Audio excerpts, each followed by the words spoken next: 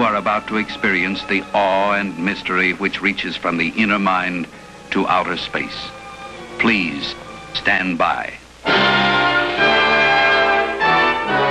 And the need to tighten budgets. A recent report shows the rich are actually getting richer. Oxfam has found that just 62 people own as much wealth as the poorer half of the global population. And the wealth of those 62 billionaires has jumped 44% in the past 5 years to $1.76 trillion. But in that time, the wealth of the poorest 3.6 billion people plunged by 41%. So why do the rich have all the money, and how can economics be made fairer? Well, Dr. Karl thinks science has the answer.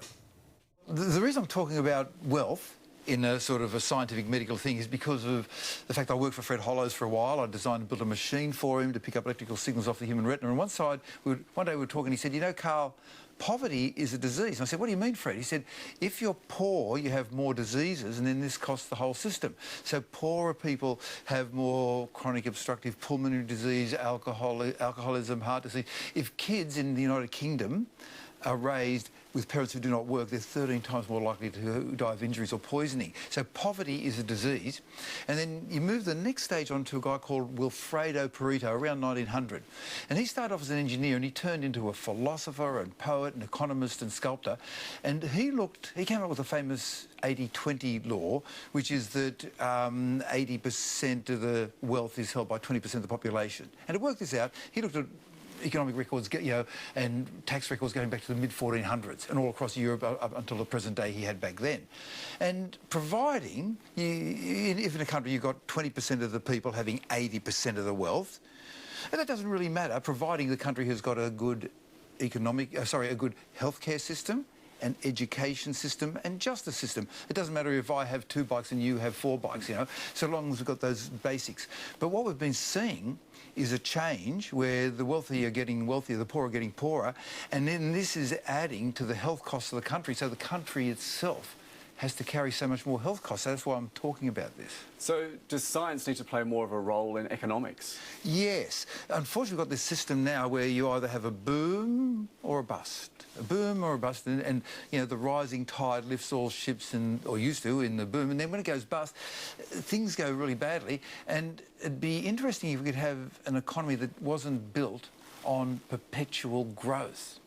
And the trouble is that the way that the growth has been going now has been getting very unfair. If you look at America, from the GFC, the global financial crisis in the year 2009, what happened was that 1% of the population, of all the wealth that's been created since then, the top 1% have 95% of that wealth. And in America, since 2009, the bottom 90% of the population, that's a lot of people, they've got poorer. And so you look at the latest figures from Oxfam, and to equal the wealth of the bottom half of the world, basically in two years ago it was 80 people, today it's 62. 62 billionaires have as much wealth as the bottom half of the world.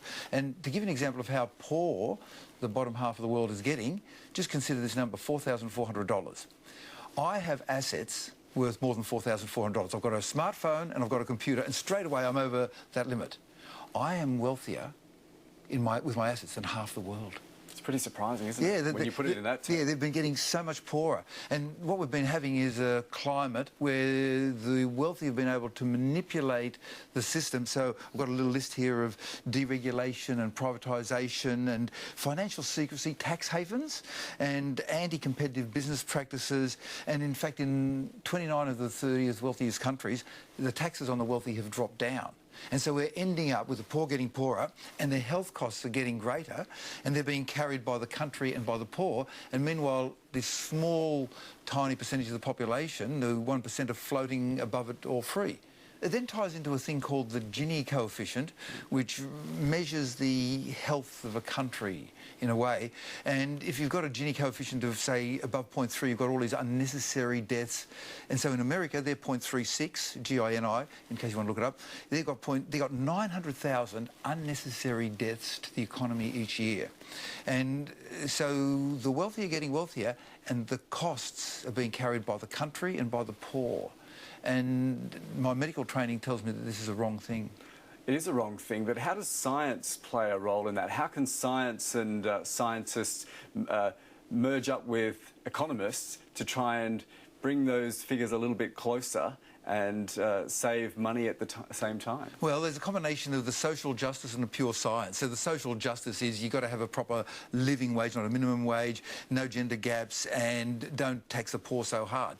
And then the science thing is a field called econophysics. Econo and then physics.